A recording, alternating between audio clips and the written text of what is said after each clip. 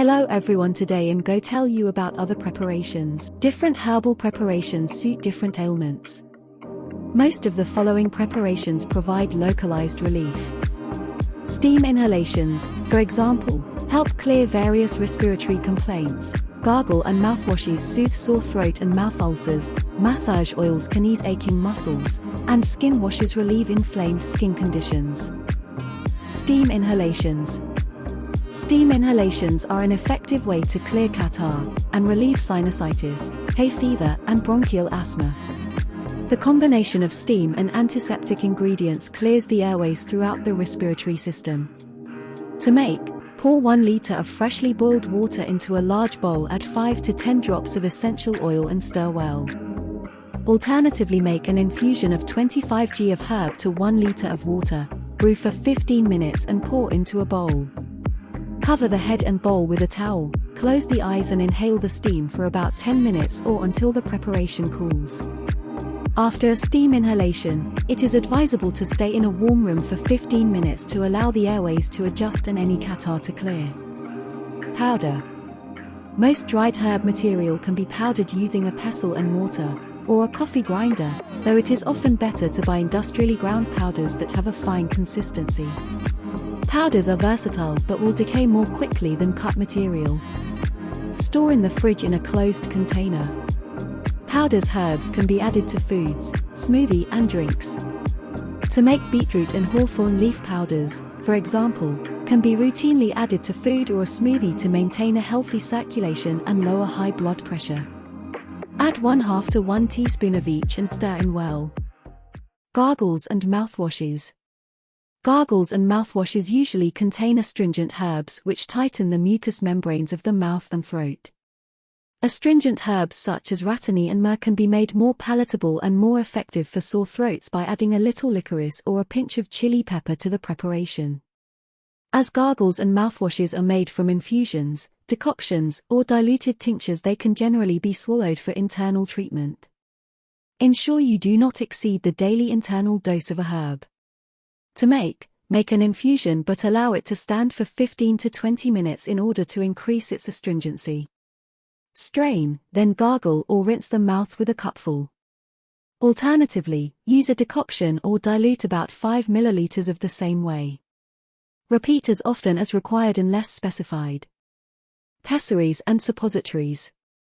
Pessaries and suppositories are waxy pellets containing essential oil or fine powder. They are used when oral medicine is likely to be broken down during digestion before reaching its intended sire. Pessaries are inserted into the anus where they melt at body temperature. The herb is quickly absorbed into the bloodstream, providing fast relief. It is best to buy ready-made suppositories. To make pessaries, use a pessary mold or make 24 molds from cooking foil shaped around a thimble.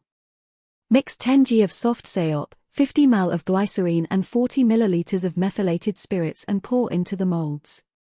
Leave for a few minutes to harden. Melt 20 g of cocoa butter, remove from the heat and add 30 drops of essential oil or 5 g of powders. Pour into the shells and leave to set for 3 hours, before removing the pessaries. Store in a cool place in a pot lined with greaseproof paper for up to 3 mouths. Essential oils. Essential oil can be used in massage to soothe minor aches and pains. Before use, they should be diluted with a carrier oil as they can irritate the skin. Essential oils deteriorate rapidly after dilution, so it is best mix small quantities as you need them.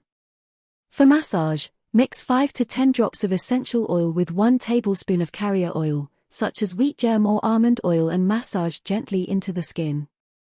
Oil burner. Use 5 to 10 drops of essential oil mixed water. Burn for 30 minutes. Baths and skin washes.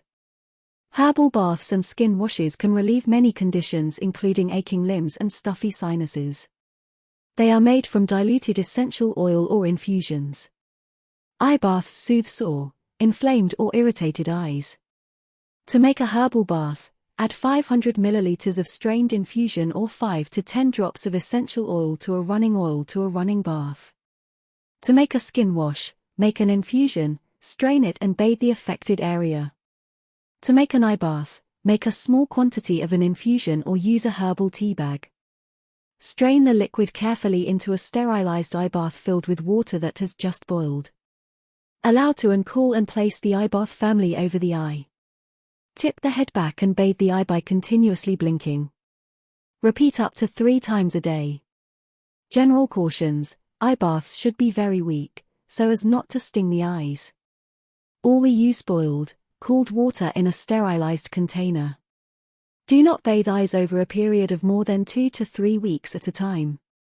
If bathing eyes frequently, add a tiny pinch of salt to each eye bath to counter leaching of salts and minerals from the eye. Cold macerations. Heat destroys the active constituents of some herbs, and a cold maceration is more appropriate than a decoction. To make, pour 500 ml of cold water onto 25 g of herb and leave to stand overnight. Strain and use as you would a decoction. Juices. The juices extracted from many herbs can be taken internally or applied externally. To make, pulp the plant preferably using a mechanical juicer. Otherwise use a food processor. Squeeze the pulp through a jelly bag to collect the juice. Some herbs need to be cooked in order to extract their juice. Smoothies. Smoothies are a very convenient way to take gentle-acting herbs such as maca and peppermint. A whole range of vegetables, fruits, herbs, spices, seeds, and powders can be blended together to make a nutritious and pleasant-tasting drink. Use fresh herbs where possible. To make, select the herbs and work out how much to use of each, usually half a teaspoon dried, 1 teaspoon fresh. Blend in with vegetables and fruit that complement the herbs and make the drink palatable. Thank you for watching. Please like and subscribe.